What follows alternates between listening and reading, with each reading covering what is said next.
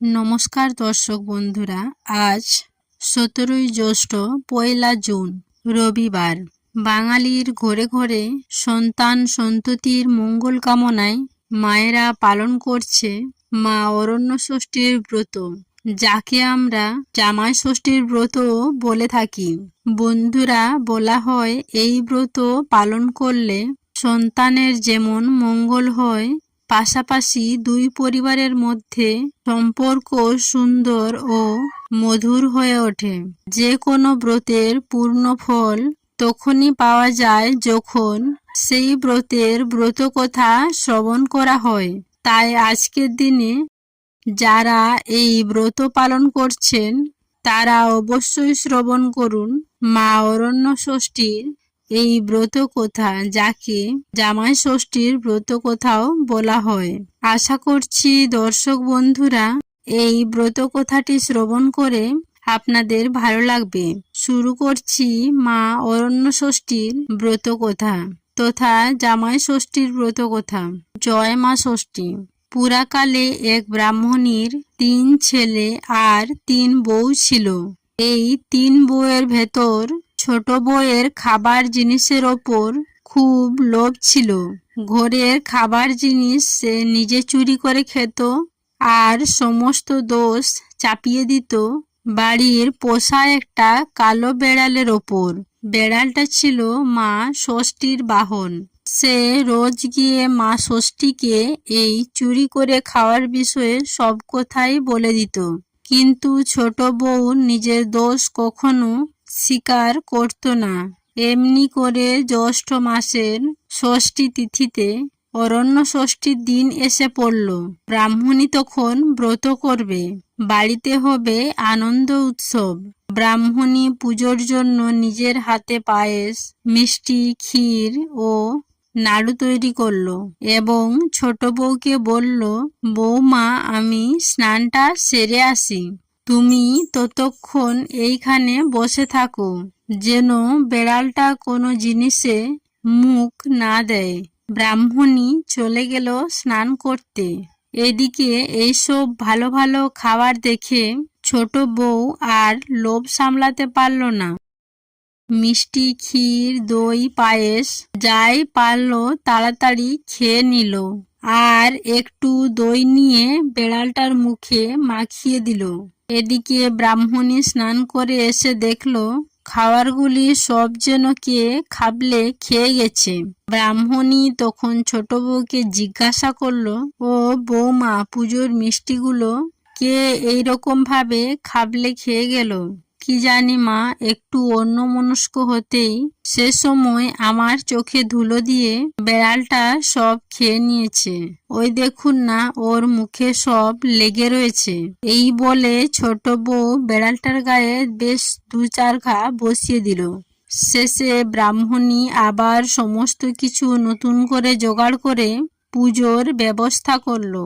এদিকে বেড়ালটা কাঁদতে কাঁদতে বনে চলে গেল এবং সেখানে দেবী অরণ্য ষষ্ঠী রয়েছেন, তার কাছে গিয়ে সব কথা বলে দিল। সমস্ত কিছু শুনে ষষ্ঠী দেবী বললেন, আমি সব জানি, তুই কাঁদিস নে, আমি শিগগিরই ছোট বউকে এর প্রতিফল দেব। এই ঘটনার কয়েক মাস পরেই ছোট বউয়ের সন্তান সম্ভাবনা দেখা দিল এবং 10 মাস 10 দিন পরে সে ফুটফুটে সুন্দর চাঁদের মতন একটি ছেলে প্রসব করল। ব্রাহ্মণী নাতির মুখ দেখে খুব খুশি হলো। ব্রাহ্মণী গরিবদের ডেকে খুব দান ধ্যান করতে লাগলো। এদিকে ছোট বউ তার ছেলেকে কোলে নিয়ে রাত্রে নিশ্চিন্ত হয়ে ঘুমোলো, কিন্তু সকালবেলায় ঘুম ভাঙতে দেখলো ছেলে তার কাছে নেই। শাশুড়ি ও ছোট বউয়ের খুব ভাবনা হলো। তারা বেশ কয়েকজন লোক নিয়ে চারিদিকে খোঁজাখুঁজি করতে লাগলো, কিন্তু ছেলেকে কোথাও খুঁজে পাওয়া গেল না। এই রকম করে ছোট বউয়ের পর 7টি ছেলে ও একটি মেয়ে হলো, কিন্তু সবকটি হারিয়ে গেল। রাত্রে ছোট বউ ছেলে নিয়ে শুতো আর সকালে উঠে দেখতো তার কাছে ছেলে নেই, কোথাও আর খুঁজে পেত না। তখন পাড়ায় সকলে বলতে লাগলো, ছোট বউ মানুষ নয়, নিশ্চয়ই কোনো রাক্ষসী হবে, ছেলেগুলোকে সেই নিশ্চয়ই খেয়ে ফেলে। এই বউকে কিছুতেই বাড়িতে রাখা উচিত নয়, ওকে এক্ষুনি বাড়ি থেকে তাড়িয়ে দেওয়া উচিত। পাড়ার লোকের সব কথাই ছোট বউয়ের কানে গেল।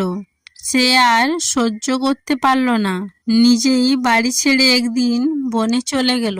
সে বনে গিয়ে কেঁদে কেঁদে বলতে লাগলো, আমার এ কি হলো মা ষষ্ঠী, তুমি আমাকে 7টি ছেলে ও একটি মেয়ে দিয়েও সব কিছু কেনই কেড়ে নিলে? আমাকেও তুমি নিয়ে যাও, আমি একদিনও আর বাঁচতে চাই না। ছোট বউকে এইভাবে আক্ষেপ করতে দেখে মা ষষ্ঠীর দয়া হলো। তখন তিনি এক বুড়ির রূপ ধরে তার কাছে এলেন। তিনি তাকে বললেন, এই বনবাদারে তুমি একলা বসে কাঁদছ কেন? ছোট বউ তখন সমস্ত ঘটনা মা ষষ্ঠী দেবীকে খুলে বলল। মা ষষ্ঠী দেবী তখন বললেন, ওরে মা, আসল কথাগুলি সবই তো তুই লুকিয়ে রাখলি। মাছ, দুধ, পুজোর মিষ্টি সব নিজে খেয়ে ফেলে শাশুড়ির কাছে ওই কালো বেড়ালটার নামে দোষ দিতিস, তাতে তোর লজ্জা হতো না? সেই কারণে আজ তোর এই দুর্দশা হয়েছে। তখন ছোট বউ বুড়ির পায়ের উপরে আছড়ে কাঁদতে কাঁদতে বলতে লাগলো, তুমি কে মা? কেমন করেই বা আমার সব কথা জানলে? আমায় দয়া করো, না হলে আমি তোমার পা ছাড়ব না। মা ষষ্ঠী ছোট বউয়ের কাতরতা দেখে বলল, আমি মা ষষ্ঠী, পৃথিবীর লোক যা করে আমি সব কিছুই জানতে পারি। ছোট বউ তখন আবার কান্না করতে করতে বলল, মা, আমি খুবই অন্যায় করেছি, আমার পাপের কোনো শেষ নেই। আজ যখন দয়া করে আমায় দেখা দিয়েছ, তখন তুমি আমায় রক্ষা করো। তুমি যাই বলবে আমি তাই শুনব। মা ষষ্ঠী দেবী তখন বললেন, দেখো ওইদিকে পথের ধারে একটা মোড়া বেড়াল পচে রয়েছে, যদি 1 হাঁড়ি দই ওই বেড়ালটার গায়ে ঢেলে দিয়ে সেই দই জিভ দিয়ে চেটে আবার হাঁড়িতে তুলতে পারো, তবে তোমার সব ছেলে মেয়ে আবার ফিরে পাবে। এই কথা শুনে ছোট বউ একটুকুও দেরি করল না, 1 হাঁড়ি দই এনে সেই পচা বেড়ালটার গায়ে ঢেলে দিল এবং পরে জিভ দিয়ে চেটে সমস্ত দই আবার হাঁড়িতে তুলে এনে মা ষষ্ঠীকে দেখালো। মা ষষ্ঠী দেবী সেই ছেলে মেয়েদেরকে নিয়ে ছোট বউয়ের হাতে দিলেন আর বললেন, নাও তোমার ছেলে মেয়ে, এই অমৃত দই নিয়ে সকলের কপালের ফোঁটা দাও আর এদের নিয়ে আনন্দ সুখে ঘর পূর্ণ করো। আর কখনো পুজোর জিনিস লুকিয়ে খেয়ে আমার বাহনের নামে দোষ দিও না। ছেলে মেয়েদের দূর হ, মরে যা কখনো বলো না। অন্য কাউকে যদি বলতে শোনো তখন মা ষষ্ঠীর দাস ও 60 বলবে। এইসব কথা বলে মা অরণ্য ষষ্ঠী অদৃশ্য হয়ে গেলেন। ছোট বউ তখন 7 ছেলে ও 1 মেয়েকে নিয়ে শ্বশুর বাড়িতে ফিরে এসে তার শাশুড়িকে প্রণাম করল। শেষে ষষ্ঠী দেবীর সব কথা তার শাশুড়িকে জানালো। ব্রাহ্মণী সব কথা শুনে একেবারে অবাক হয়ে গেলেন। এখন নাতি নাতনি পেয়ে তার খুবই আনন্দ হলো। ব্রাহ্মণী অল্প দিনের মধ্যেই তার নাতি নাতনির বিয়ে দিল। পরের বছর জ্যৈষ্ঠ মাসের ষষ্ঠী তিথিতে খুব জাঁক চমক করে ছোট বউ অরণ্য ষষ্ঠীর ব্রত করল এবং মেয়ে জামাইকে আনিয়ে জামাইয়ের কপালে দইয়ের ফোঁটা দিল। সেই থেকে মা অরণ্য ষষ্ঠীর মাহাত্ম্যের কথা চারিদিকে ছড়িয়ে পড়ল। এই ব্রতকেই জামাই ষষ্ঠী বা ষষ্ঠী বাটা বলা হয়। আসলে এই ব্রত হলো মা অরণ্য ষষ্ঠীর ব্রত। এই ব্রত সন্তানের মায়েরা পালন করলে তাদের ছেলেমেয়েদের প্রভূত কল্যাণ হয়ে থাকে। তাই ঘরে ঘরে মায়েরা আজকের দিনে এই ব্রত নিষ্ঠা সহকারে পালন করে থাকেন।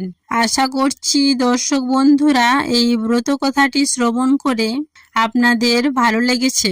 কোনো প্রশ্ন বা মতামত থাকলে নিচের কমেন্ট বক্সে অবশ্যই জানাবেন। সকলেই ভালো থাকুন, সুস্থ থাকুন এই কামনা করে আজকের মতো ভিডিওটি এখানেই শেষ করলাম। নমস্কার ও ধন্যবাদ। ঈশ্বর আপনাদের মঙ্গল করুক।